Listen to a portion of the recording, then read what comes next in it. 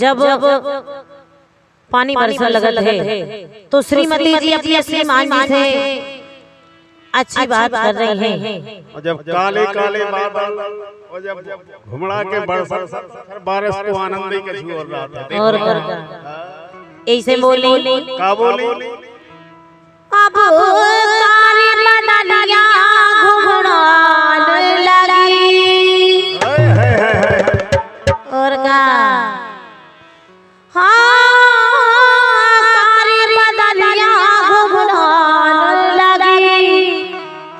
ओ पिया बरसात तू अब आने लगी कारी बदनिया घुमड़ाने लगी ओ कारी बदनिया घुमड़ाने लगी पिया बरसात तू अब आने लगी।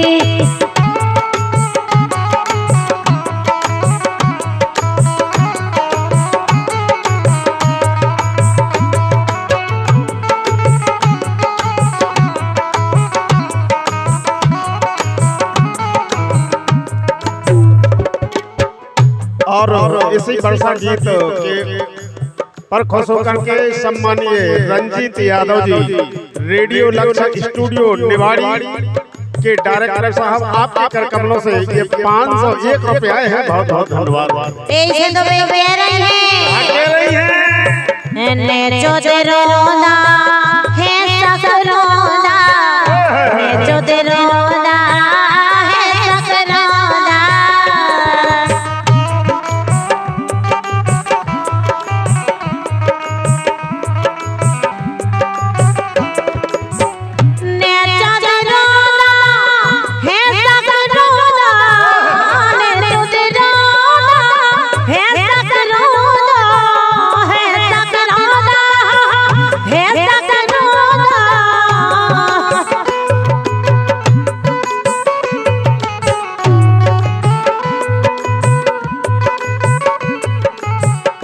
बोली टूट टपलिया तू चाहन लगी। अच्छा और बात सही है। जब तेज बारिश हो देखो कितनी तेज बारिश होने लगी तो फिर टपरिया तो घर भी चिमन लगा थे छत चिमन लगा थे।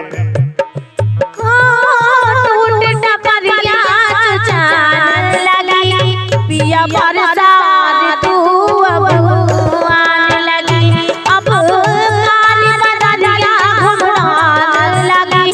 पिया बरसात तू अब आने लगी।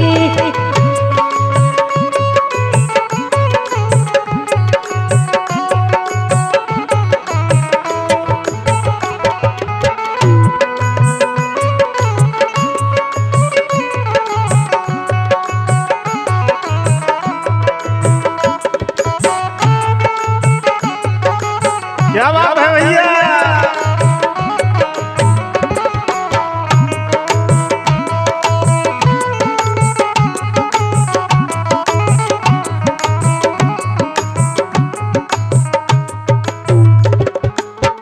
बोली देखो इतने दिन से हमने कछवाली कई कम से लेकिन अब जब तक आऊ लगी परेशानी आऊ लगी सो के रहे। बिल्कुल सही बात है। तबई कही जात है तबई कह रही है। और का कह रहे हैं कैसे कटे पलम बसकारा कैसे कटे पलम बसकारा तुमरो कछुआई नैया तुमरो कछुआई नैया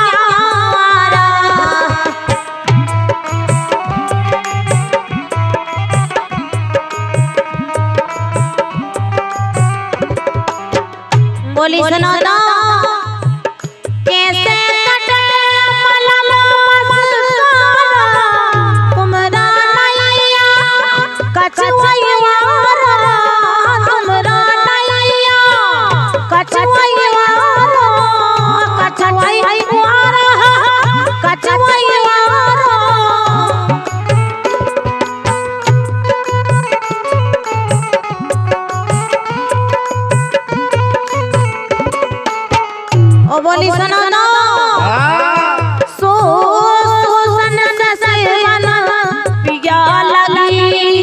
सुनो तो हाँ। जब अच्छी रिमझिम बारिश हो रही हो, तेज बारिश हो रही हो, तो फिर पत्नियां जब घर चुंगत तो वो तो टेंशन होता ही है। सही बात है। ऐसे तो कह रहे पिया लगी अब बरसात धूके आने लगी, हमारी बदनिया घुमराने लगी, पिया बरसात धूप अब आने लगी।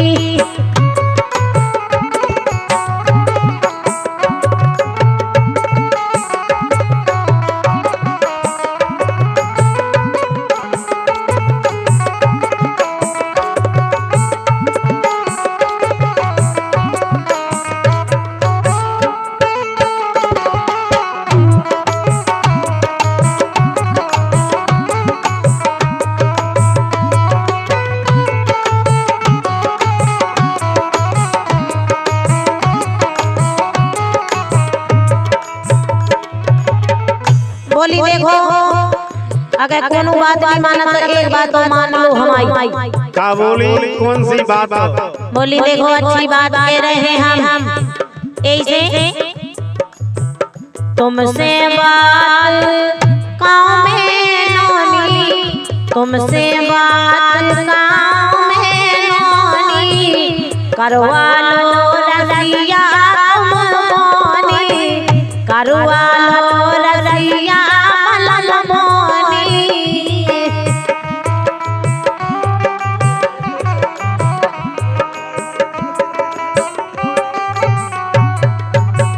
तुमसे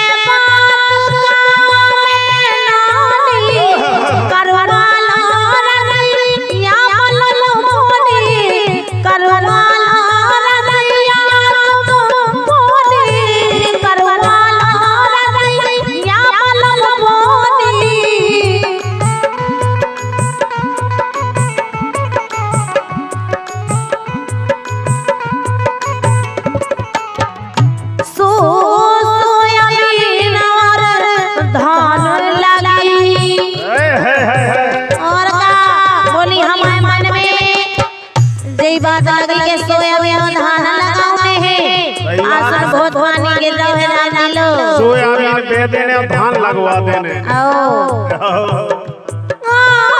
सोयाबीन और धान लगी, पिया बरसात धूप आने लगी, हमारी बदनिया घुमराने लगी, पिया बरसात धूप आने लगी, हमारी बदनिया घुमराने लगी, पिया बरसात धूप